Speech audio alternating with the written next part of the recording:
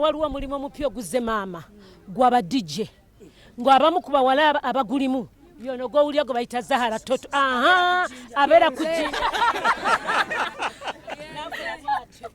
tuyinamu abafiro mutuyina abana bafabato naye tuyina ne bannaffe betuyita bayambala mama sabonzikirize utambuze kuulire omulina yenna. This one is called Same Kasule. He also died on his way when he was going back to Sweden. But he was one of the legends who used to play when we were having Fire retires. So by this time they were actually very young people. And what was unique with Fire, he was one person who could sing, compose his own songs, but at the same time he could play different instruments. Amongst them is a guitar. He could play a saxophone, and he could play the drums at the same time. This one was one of also his friend called Bire Mutebi. He also died. And on this day we had an African summit where we were having different performing artists coming around. And we are lucky as Uganda, by that time, Yvonne Chaka Chaka came as an ambassador for malaria, and us we participated as ambassadors for HIV in our country. We also had this International Day of Men, because men have a challenge in terms of taking the medication, testing, and all issues.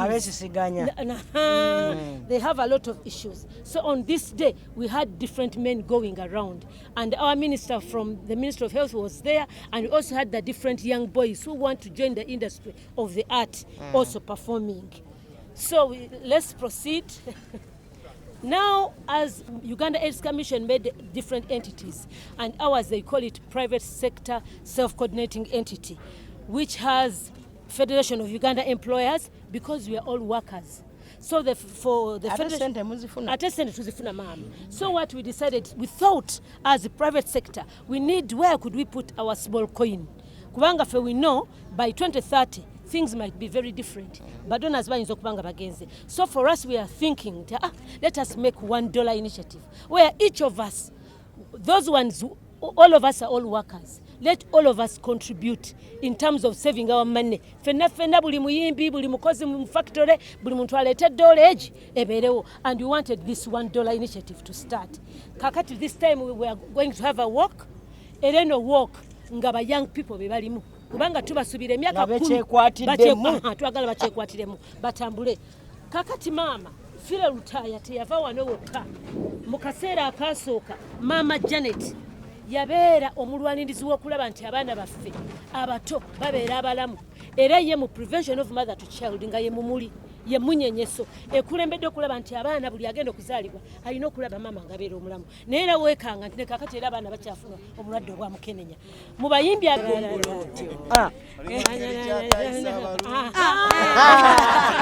walumbe mama tayisa abantu bonna. Era ono Fire nga muvubuka muto, kuliko bwolaba Beno ni Kibuuka n'olaba Made in Sereko bwe yali afaanana ne Senkubuge be bano gye baava.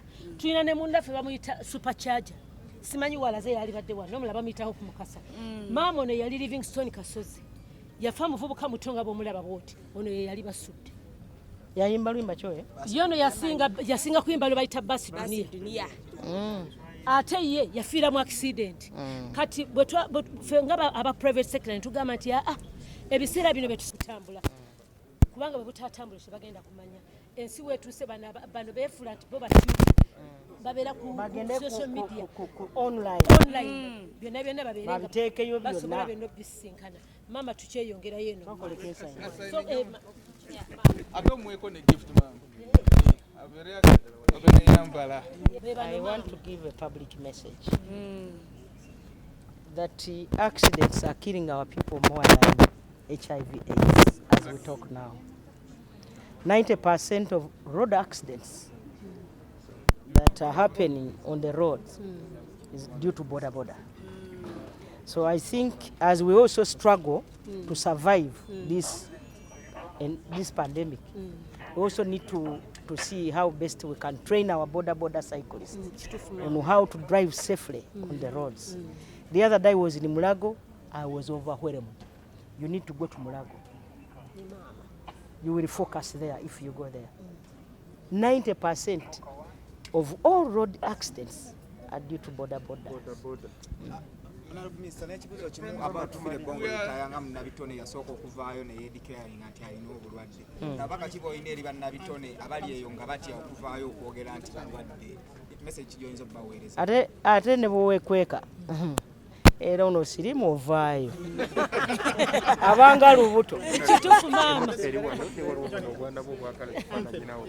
Abanga lubuto kiba kirungi no declare n'ofuna obuwagizi n'ofuna abakujjanjaba n'osobola okuwangaala.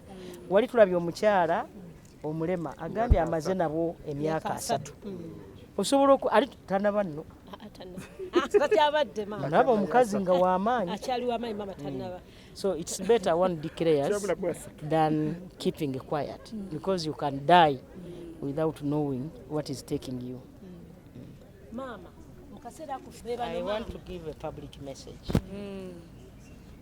that accidents are killing our people more than HIV/AIDS as we talk now. 90% of road accidents that are happening on the roads is due to border. So I think as we also struggle to survive this pandemic, we also need to see how best we can train our border cyclists on how to drive safely on the roads. The other day I was in Mulago, I was overwhelmed. You need to go to Mulago. You will focus there if you go there.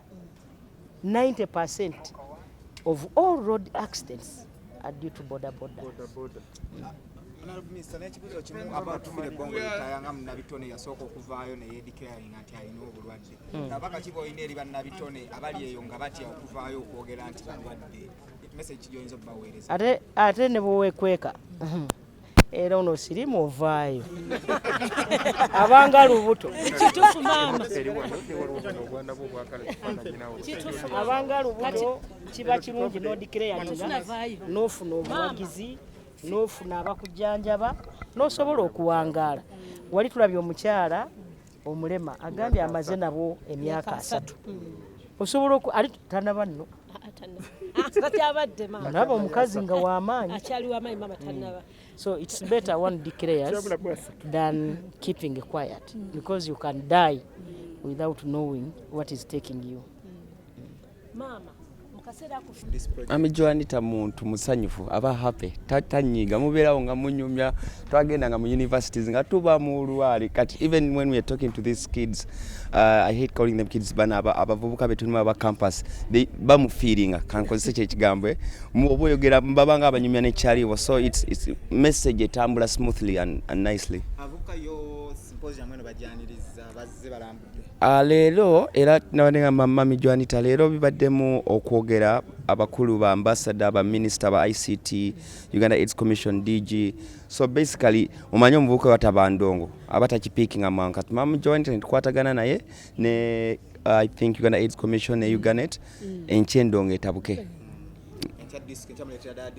Encha disco katuge bandi tugenda kireta tukyogeze mu ngeri gye bajja okutegeera Nera we bali like ba guilds we bali most of the guilds from other universities we mnagena kumweri tent we bali abakulu ba institutions and like halls bo we bali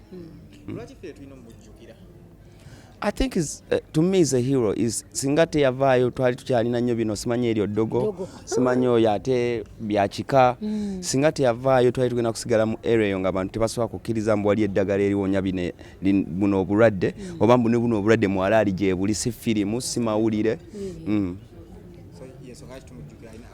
muzira kubanga tiye okuvaayo bwatomanyi be yataasa from then to now abali living testimony Ngabalude media kyali hard kityambisera ebyo how was it hard to declare tata naliwo msira yalinda okano kana mami tomulabo isawo kakati kyayogera tetu kano kana era buno bama kano kana buuza ffe abalabako ku fire era ebifaananyi biri byenkugambye nti wonogenda mu exhibition y'abaartist ojja kiraba nti fire bwe yayogera abantu balowooza nga malimba ayagala funa ssente wali ebyagamba nti eddagala lyaliyo Masakamu bagenda kunywa ettaka naye ng'atugamba abantu balowooza byaki byakulimba naye bwe yakomawo omulundi kyekano ogwaddirira ogwasemba buli muntu agamba nti omusajja kyayogedde kiki kituufu ate kikomisa ebintu bifaanagana nga bw'olabeera ne covid bwe baali bamutugabaga nti abo babyabuki byabufuzi naye omu covid bwe yajja natandika okutwala abantu buli muntu agamba nti banaye covid kikakola ki gyali